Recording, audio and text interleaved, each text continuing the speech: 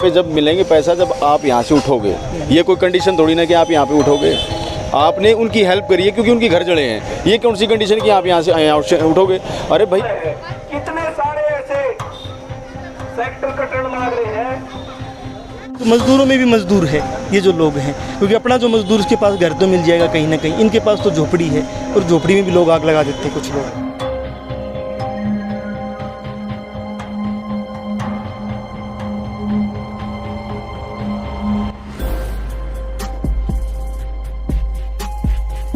गरीब तबका था, बाबा साहब ने जिनके स्पेशल ट्रीटमेंट दिया था कि उनको गरीबी से दूर गरीबी मिटाने का जो ट्रीटमेंट दिया था उन लोगों। जो सरकार की मानसिकता है वो सरकार जो ये कि जो प्रशासनिक अधिकारी है सरकार के नुमाइंदे हैं, सरकार जैसा जैसा इनको बोलती जाएगी ये वैसा वैसा करते जाएंगे।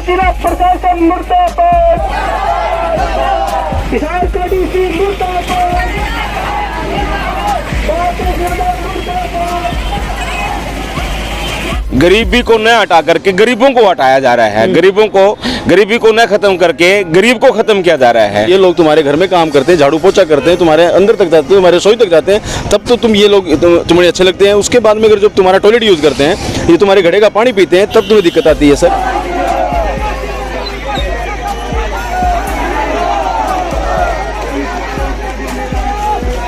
ये जो पॉलिसी थी वो हजारों साल पहले की पॉलिसी थी और उसके बाद में इसका इलाज किया मेरे परम पूज्य बाबा साहब डॉक्टर भीमराव अम्बेडकर ने। अच्छी समझी प्लानिंग है इन लोगों के साथ में इनको यहाँ से उठाने की, क्योंकि 2 साल पहले भी आग लगी थी सर यहाँ पे, उस टाइम भी ये लोग नहीं उठे थे। आज इन लोगों ने बिल्कुल अपने आप को बता दिया है कि हम यहाँ से नहीं उठेंगे। उन्होंने साबित कर दिया जलने के बाद में विरोध करके।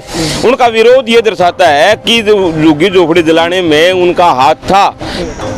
मैं जनमंच का बहुत बहुत धन्यवाद करता हूँ रुदेव भाई, आपका वास्तव में मैं दिल से फ़ैन हूँ कि आप वास्तव में उन आदमियों की बात दिखाने का काम करते हैं जिनका साथ में मीडिया दिखाता नहीं है। बीएमआरएमई के यहाँ के प्रधान हैं जिला के, और लंबे टाइम से कोई भी आंदोलन हो, खासकर मजदूरों का आंदोलन हो, ऐसी कम्युनिटी के ऊपर कोई पीड़ित हुए हैं उनका कोई आंदोलन हो, आप इसको देखते होंगे इनकी पूरी टीम आ जाती है उस आंदोलन में समर्थन देने के लिए। आज जो मजदूरों का जो प्रदर्शन था उसमें ये भी समर्थन देने यहाँ पहुँचे हैं, तो इनसे जाएंगे। सर आपका बताइए कि आज जो आप आए हो और कैसे देखते हो मजदूरों की पीड़ा। ये तो मजदूरों में भी मजदूर है ये जो लोग हैं, क्योंकि अपना जो मजदूर उसके पास घर तो मिल जाएगा कहीं ना कहीं, इनके पास तो झोपड़ी है और झोपड़ी में भी लोग आग लगा देते हैं कुछ लोग। मैं जनमंच का बहुत बहुत धन्यवाद करता हूँ रुदेव भाई, आपका वास्तव में मैं दिल से फ़ैन हूँ कि आप वास्तव में उन आदमियों की बात दिखाने का काम करते हैं जिनका साथ में मीडिया दिखाता नहीं है।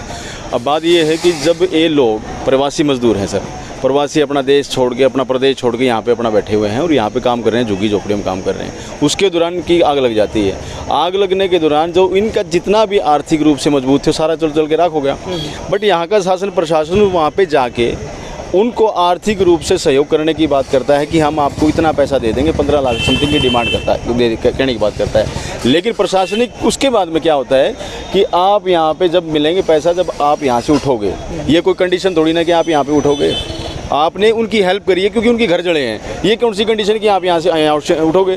अरे भाई आप लोगों को इनको और आर्थिक रूप से मजबूत करने का काम करना चाहिए। जब तुम्हारे पास में इतना धन है, इतना तुम्हारे पास में कोटा पड़ा हुआ, तो क्यों नहीं इन लोगों के ऊपर लगा रहे। ऐसा सर जो सरकार की मानसिकता है वो सरकार जो ये कि जो प्रशासनिक अधिकारी है सरकार के नुमाइंदे हैं, सरकार जैसा जैसा इनको बोलती जाएगी ये वैसा वैसा करते जाएंगे। मुझे लगता है ये भी कि जो प्रशासनिक जो अधिकारी होते हैं, कर्मचारी होते हैं, यही उन सेक्टरों में रहते हैं। महिलाओं ने जो आज प्रवासी मजदूर महिलाएं आई हैं उन्होंने ये बताया है, प्रदीप आप आश्चर्य मानोगे उस चीज़ को, उन्होंने बताया कि हम उनके घरों में काम करते हैं, झाड़ू पोछा काम करते हैं, पानी नहीं पीने देते। वो कहते हैं अपने साथ पानी लेके आओ, वो टॉयलेट या बाथरूम आ गया तो वो नहीं जाने देते। एक महिला के ना कई प्रॉब्लम्स होती है, ठीक है, उसको डेट भी आ सकती है, उसको दूसरी समस्या भी हो सकती है, लेकिन वो उसको अपना यूज़ नहीं करने देते। ये क्या नफरत है, ये नफरत। उन पे काम करवाना आपने, लेकिन उनको अपना मकान यूज़ नहीं करने देना नॉर्मल 1 घंटा 2 घंटे के लिए।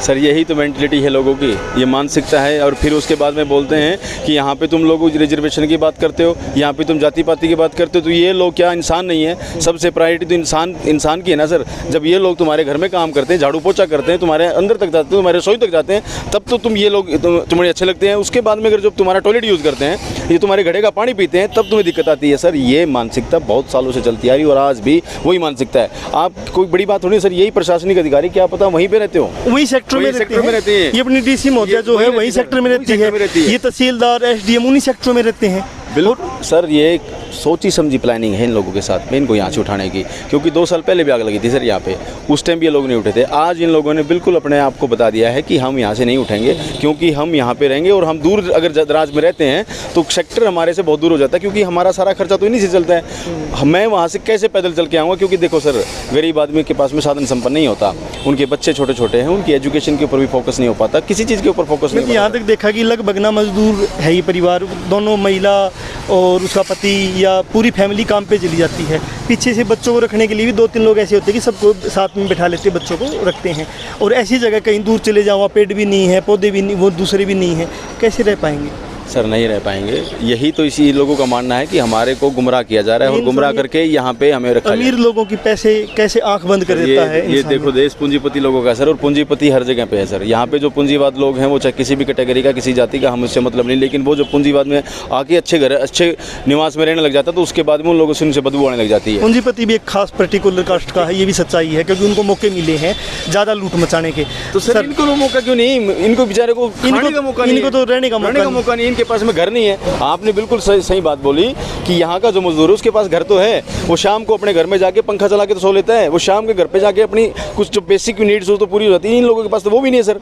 इनकी देखो आप, मैं इनके जब झुग्गी झोपड़ियाँ जड़ी सर, मैं रात को वहाँ पर थे, उस टाइम में था, मैंने देखा उसमें आप लोग वहाँ गए हो, दूसरे दिन भी गए हो? अगले दिन भी गए हैं वहाँ पे। 15-20 जो 25-30 झुग्गियाँ हैं हमसे बनी, उनकी मदद हमने वो भी बनवा के दी है, क्योंकि देखिए सर वो वास्तव में दुख का टाइम था और वो बड़ी तकलीफ थी, इसलिए वो करना बहुत ज़रूरी था सर। और ये जो मानसिकता है इन लोगों की वास्तव में गंदी मानसिकता है। आप थोड़े से दिन के बाद में, 1-2 दिन के बाद में, हम भीम आर्मी के जो लोग हैं ना प्लानिंग कर रहे हैं। और मेरा यही सवाल होने वाला था कि भीम आर्मी इन मजदूरों के लिए नहीं, पूरे हिसार के जो मजदूरों के लिए क्या कोई रोड मैप है कि लड़ने का? बढ़िया सर, आज ये मीटिंग होगी शाम को, और शाम को मीटिंग करके एक बहुत बड़े एजेंडे में पहुंच के हम भीम आर्मी के लोग बढ़िया काम करेंगे। इन लोगों के जितने भी हक अधिकार हैं इनको दिला के रहेंगे। आप उदय भाई स्टार्टिंग फर्स्ट डे से जुड़े हुए हो, हम कोई लड़ाई लड़ते हैं फिर उसको पीछे नहीं हटते, हम उसको जीतते हैं, हम हटते नहीं। प्रशासन चाहे हमें अंदर डाल दे या फिर कुछ भी कर दे, हम किसी से नहीं लड़ेंगे।